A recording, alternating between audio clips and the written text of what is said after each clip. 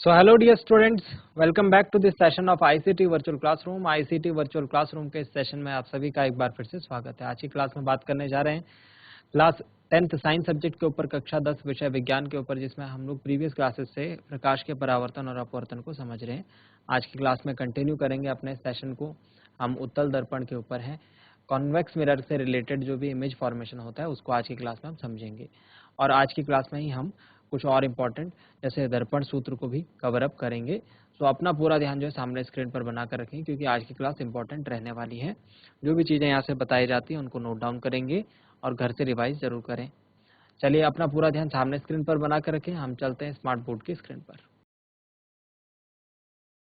Last class में हमने बात करी थी किरण आरेख के बारे में, है ना। इसमें हमने सारे 4 पॉइंट्स को समझा था, किस तरीके से अगर किरण आपतित होगी इस दर्पण के ऊपर तो वो किस तरीके से परावर्तित होगी, है ना। ये बातें हमने समझी थी। आज की क्लास में हम लोग बात करेंगे उत्तल दर्पण द्वारा प्रतिबिंब किस तरीके से बनता है और कितने केसेस इसमें जो है पॉसिबल है। तो 1 बाय 1 हम सारी चीज़ों को कवर अप करेंगे। अपना ध्यान जो है सामने बनाकर रखें। इससे मैंने एक उत्तल दर्पण को काट लिया है, कॉन्वेक्स मिरर को, और इसके पीछे पॉलिश की जाए। चलिए इस पर पॉलिश करते हैं। यहाँ पॉलिश होगी इसके, जैसे कि हम जानते हैं, ठीक है। और इसका एक मुख्य अक्ष भी होना चाहिए जो कि कुछ इस तरीके से होगा, जो कि कहाँ पर मिलेगा, जो कि मिलेगा इस दर्पण को इस बिंदु P पर। यहाँ पर कौन सा पॉइंट रहेगा, यहाँ पर रहेगा पॉइंट P, ठीक है। अगर मैं इसको पीछे ड्रैग करूं मुख्य अक्ष को, तो यहाँ मुझे 2 और पॉइंट्स देखने को मिल जाएंगे जो कि होंगे C और F, ठीक है। तो ये 3 पॉइंट्स हमको जो है यहाँ पर देखने को मिल रहे हैं, P, C और F। चलिए सबसे पहली जो पोजीशन होगी किसके लिए, ऑब्जेक्ट के लिए, वो होगी इन्फिनिटी, वो होगी हमेशा इन्फिनिटी। तो सपोज कोई वस्तु जो है अनंत पर रखी है, अनंत मतलब इस दर्पण के जो परावर्तक पृष्ठ है उससे काफी दूर रखी है, ठीक है। अनंत पर रखी है मतलब सबसे पहले काफी दूर रखी है। तो फर्स्ट केस ये आ जाता है। आपको मैंने एक बात बताई थी डियर स्टूडेंट्स, जब भी कोई वस्तु अनंत पे रखी होगी इसका मतलब ये रहेगा कि वहां से दर्पण के पृष्ठ पर समांतर प्रकाश किरण आ रही है। किसके समांतर, मुख्य अक्ष के समांतर।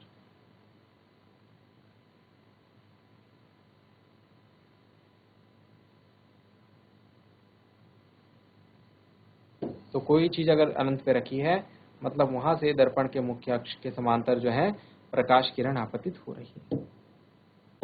पहली बात समझ में आ गई, ठीक है। तो हमने 2 किरणें ले लेनी है। 2 किरणें मैंने आपको बता रखा है। 2 किरणों का लॉजिक क्या है कि 2 ही हमको परावर्तित किरणें फिर चाहिए होती है और उनका ही प्रतिच्छेद बिंदु हमारा प्रतिबिंब होता है। तो 2 आपतित होंगी तो ही 2 परावर्तित होंगी। अब ये 2 परावर्तित किरणें किस तरीके से होंगी, आप जानते हैं जब कोई किरण जो है समांतर अक्ष के मुख्य अक्ष के समांतर आती है तो वो उत्तल दर्पण पर पड़ने के बाद इस तरीके से निकल जाती है ना। तरीके से क्या होगा, ये निकल जाएगी। तो ये निकलती है, किस तरीके से निकलती है, ऐसा लगता है कि ये फोकस से देखेंगे तो ऐसा लगेगा फोकस से होकर निकली, ठीक है। ठीक से हम इधर भी देखेंगे, इधर भी ये कुछ इसी तरीके से जो होगी निकलेगी।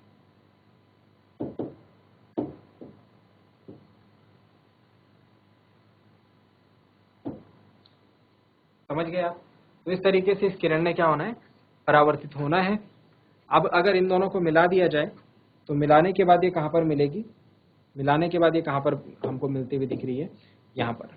ये देखिए जरा ध्यान से इस पॉइंट को, यहाँ पर ये मिल रही है, ठीक है। ये कौन सा हो जाएगा, ये प्लेस हो जाएगा प्रतिबिंब का स्थान। तो हमें क्या दिख रहा है, प्रतिबिंब कहां पर बन रहा है, प्रतिबिंब बन रहा है फोकस पर, ठीक है। और एक बिंदु के जैसा दिख रहा है हमको प्रतिबिंब, ठीक है। दर्पण के पीछे बना है तो आभासी है और सीधा है। नेक्स्ट केस देखते हैं। ये वाला केस आई होप समझ में आ गया। इन दोनों को हम टेबल के फॉर्म में भी लिखेंगे अभी, ठीक है। अभी आप दूसरा केस समझिए। सेकंड केस देखिए, दूसरे केस में क्या होता है, दूसरे केस में ये वस्तु जो है ये अनंत से उठ करके, अनंत से हट करके कहां पर आ गई है, इस दर्पण के सामने कहीं आ गई है, ध्रुव P के आसपास। अनंत और ध्रुव P के बीच बोलते हैं हम इसे, इस पोजीशन को क्या बोलते हैं, अनंत और ध्रुव P के बीच में है वस्तु। तो ये ए बी वस्तु है, वस्तु है ए,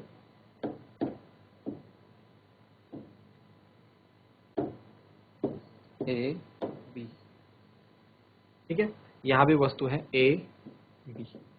फिर से दो किरणें लेंगे, है ना, दो किरणें लेंगे।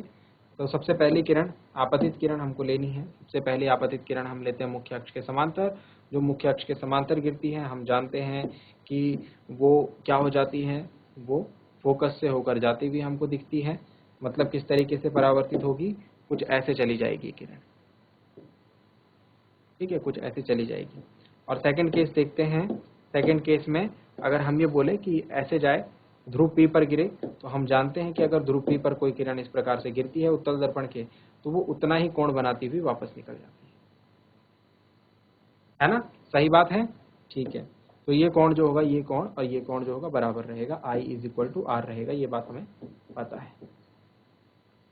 पर अगर हमको प्रतिबिंब देखना है तो हमको इस दर्पण, इस किरण को जो है थोड़ा पीछे मिलाना पड़ेगा, और पीछे मिला करके हमको ये दिखेगा कि ये दोनों किरणें कहाँ पर प्रतिच्छेद कर रही हैं, यहाँ पर। और तो जहां पर प्रतिच्छेद करेंगी दोनों किरणें, जहां पर दोनों परावर्तित किरणें प्रतिच्छेद करेंगी, वो हमारा होगा प्लेस ऑफ इमेज। मतलब वहां पर क्या बनेगी, वस्तु की इमेज बनेगी। तो ये रही हमारी वस्तु और ये बन रही है इसकी इमेज यहाँ पर। लेकिन आप जरा ध्यान से देखिए, वस्तु की इमेज जो है, प्रतिबिंब जो है वो थोड़ा छोटा बन रहा है वस्तु से, लेकिन सीधा है। जैसे वस्तु सीधी खड़ी है वैसे प्रतिबिंब भी सीधा खड़ा है। तो दो केसेस आपको समझ में आ गए, दो केसेस आपको समझ में आ गए। यस, इनको हम नोट डाउन करते हैं, इनको हम लिखने की कोशिश करते हैं, ठीक है। तो ये फर्स्ट केस है,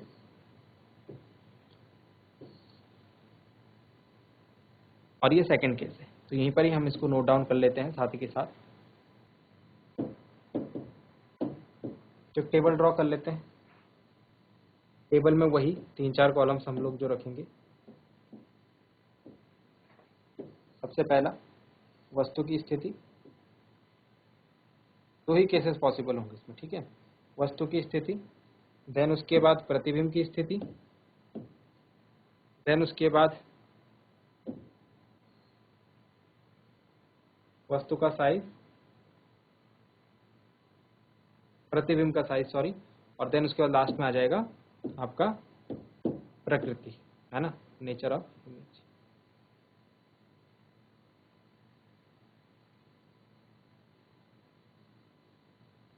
इस तरीके से आप ये टेबल को ड्रॉ कर दीजिए। तो पहला केस हमने इसमें क्या देखा, फर्स्ट केस हमने इसमें देखा जब वस्तु की स्थिति क्या थी, वस्तु की स्थिति थी अनंत पर, जब वस्तु थी अनंत पर। और सेकंड स्थिति में क्या था, अनंत व ध्रुव P के बीच।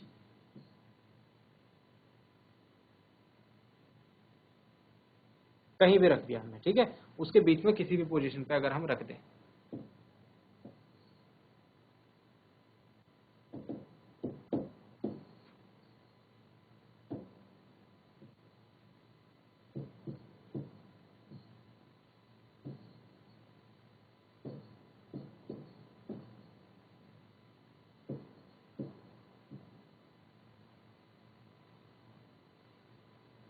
अनंत व ध्रुव P के मध्य, ठीक है।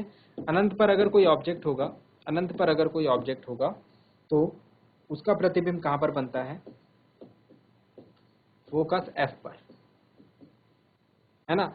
और अगर अनंत व ध्रुव P के बीच होगा तो इमेज कहां बन रही थी हमारी, P और F के बीच में। तो ये सेकंड केस का है,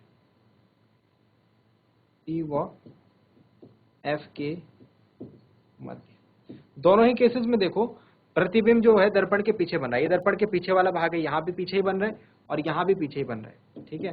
तो दोनों ही केसेस में प्रतिबिंब जो है दर्पण के पीछे बन रहा है, ये बात आपको ध्यान रखनी है, ठीक है। प्रतिबिंब का अगर साइज की हम बात करें तो बिंदु साइज का प्रतिबिंब यहाँ पर बनता हुआ दिखता है, पहले वाले केस में देखिए आप एक डॉट के जैसा हमको प्रतिबिंब दिख रहा है, बिंदु साइज, ये देखिए, ठीक है। और सेकंड वाले केस में देखिए ये रहा प्रतिबिंब, पर ये वस्तु से क्या है, छोटा है। तो सेकंड वाले केस में हम क्या लिखेंगे, वस्तु से छोटा।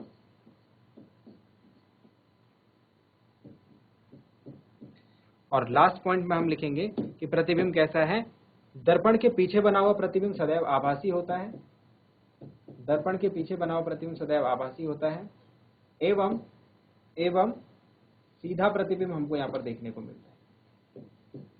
इसमें भी लिखेंगे आभासी और सीधा। तो उत्तल दर्पण की एक खासियत है कि ये वस्तु का सदैव जो है, चाहे इसके सामने वस्तु को कहीं पर भी रख दो, ये सदैव वस्तु का आभासी और सीधा प्रतिबिंब बनाएगा। सदैव क्या करेगा, आभासी और सीधा प्रतिबिंब बनाएगा। नोट डाउन कीजिए इस बात को, नोट डाउन करेंगे। चलिए, तो आई होप यहां तक की बातें आपको समझ में आ गई होगी, यहां तक आपने नोट डाउन किया होगा, ठीक है। अब बात करते हैं उत्तल दर्पण के उपयोग के। तो ध्यान से देखिए, दो चीजों के आधार पर हम उत्तल दर्पण के उपयोग को समझ सकते हैं, इन दो पॉइंट्स के आधार पर। वस्तु का प्रतिबिंब हमेशा वस्तु से छोटा ही बनेगा, वस्तु का प्रतिबिंब हमेशा वस्तु से छोटा ही बनेगा। जितनी दूर वस्तु रहेगी उतना छोटा प्रतिबिंब वस्तु का लगेगा, जितना नजदीक वस्तु आएगी इस दर्पण के उतना बड़ा प्रतिबिंब होगा। लेकिन हर केस में वस्तु से छोटा ही प्रतिबिंब हमको देखने को मिलेगा। प्रतिबिंब हमेशा सीधा बनेगा, प्रतिबिंब हमेशा सीधा बनेगा। तो ये दो गुण मैंने आपको यहाँ पर हमने अभी डिस्कस करे, उसके आधार पर हम उत्तल दर्पण के उपयोग के बारे में देखते हैं। तो क्या क्या उपयोग है उत्तल दर्पण के, जरा हेडिंग डाल लेंगे, एक बार हेडिंग पुटअप कर लेंगे और लिखेंगे उत्तल दर्पण के उपयोग।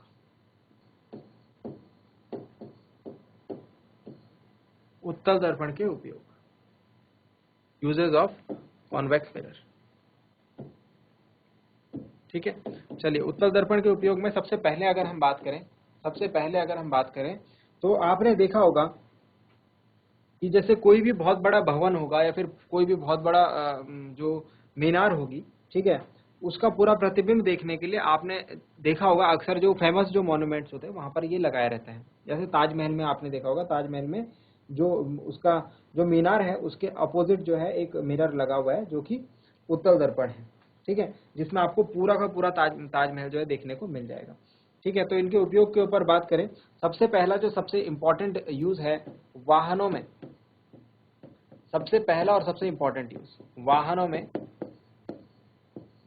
पश्च दृश्य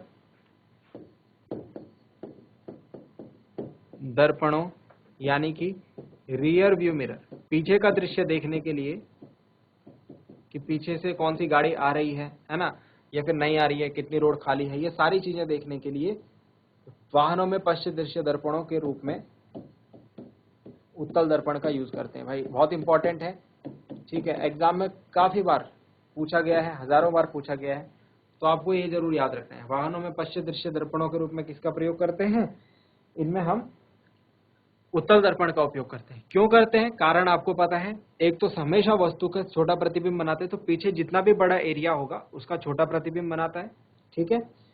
इसके अलावा सीधा प्रतिबिंब बनाते हैं। तो दो कारण है, अगर कारण के ऊपर आगे आपको लिखने के लिए कि कारण बताइए, क्योंकि आता है ना, तो इसके कारण भी आप लिख सकते हैं क्यों हम इसको यूज करते हैं। तो इसके दो कारण है, नंबर 1 और नंबर 2। पहला तो ये हमेशा वस्तु का छोटा प्रतिबिंब बनाता है ना, तो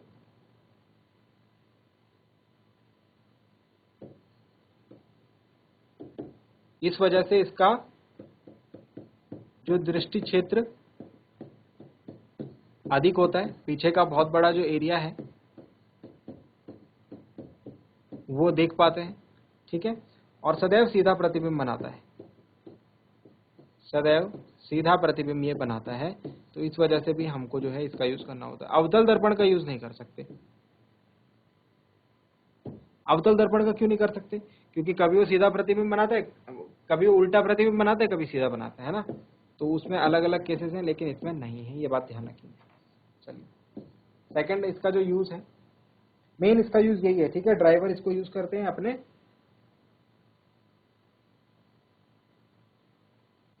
गाड़ी के पीछे का दृष्टि क्षेत्र का यूज देखने के लिए। दूसरा जो है मोड़ों पर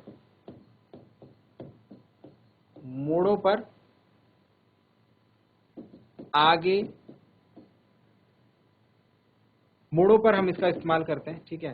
अब अगर गाड़ी मुड़ रही है तो मोड़ पर गाड़ी दिखती नहीं है कि आगे से कौन सी गाड़ी आ रही है आपकी तरफ, तो मोड़ पर हम जो है एक उत्तल दर्पण लगा देते हैं जिसमें दूसरी तरफ से आने वाली गाड़ी जो है हमें दिख जाती है। तो ये कुछ इसके यूज है। पहला यूज जो है ये इंपॉर्टेंट है, ठीक है, इसको आप जरूर ध्यान रखना, ठीक है। और बड़े बड़े जो बिल्डिंग्स होती हैं उनका पूरा प्रतिबिंब देखने के लिए हम उत्तल दर्पण का यूज करते हैं। चलिए, तो यहाँ तक की बात हो गई हमारे पास दर्पणों से रिलेटेड।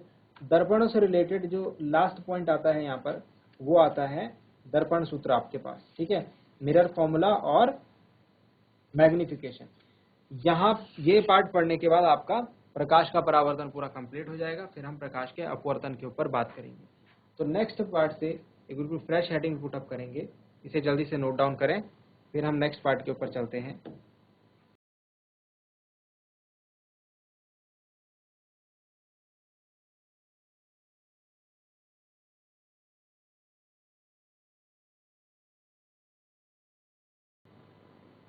चलिए, तो बिल्कुल एक फ्रेश हेडिंग डालेंगे जिसमें हम लोग लिखने वाले हैं,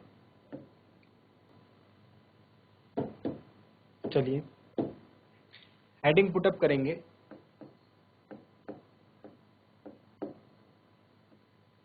कार्तीय चिन्ह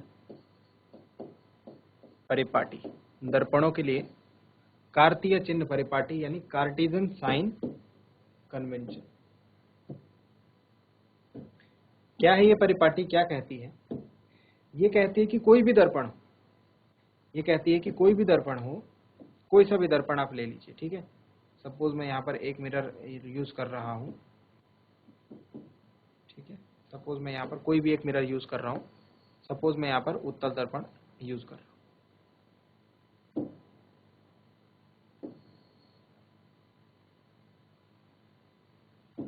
समझने की कोशिश करना बस बात को।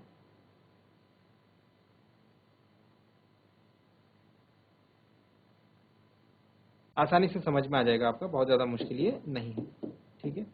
क्या कहा जा रहा है इसमें कि सपोज कोई भी दर्पण हो,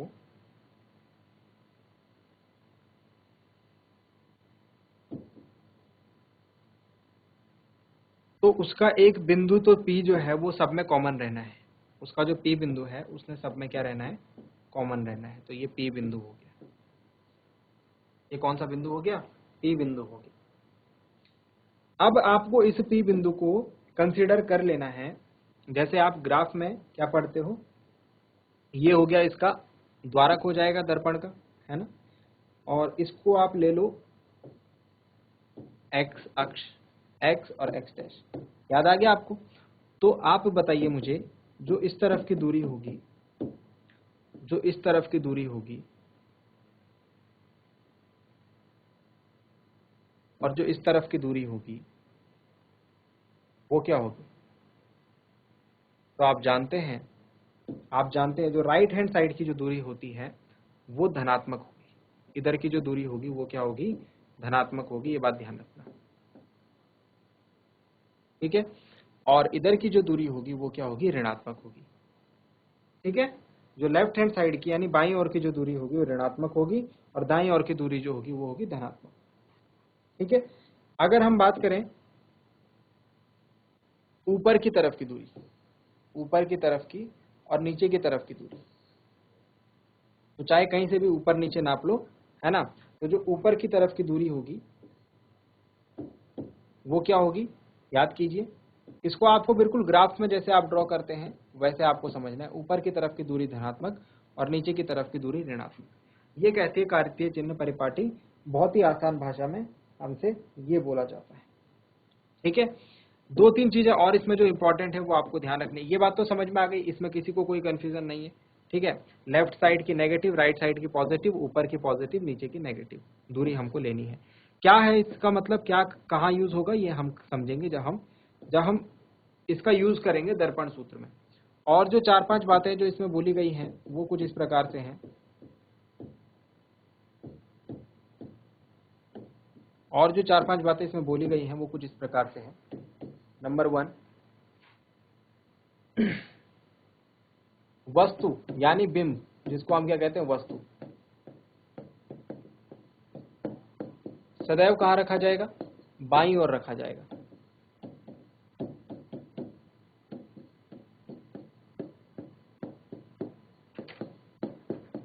बाईं ओर क्यों रखते हैं, बाईं ओर क्यों रखते हैं, आपतित प्रकाश किरण की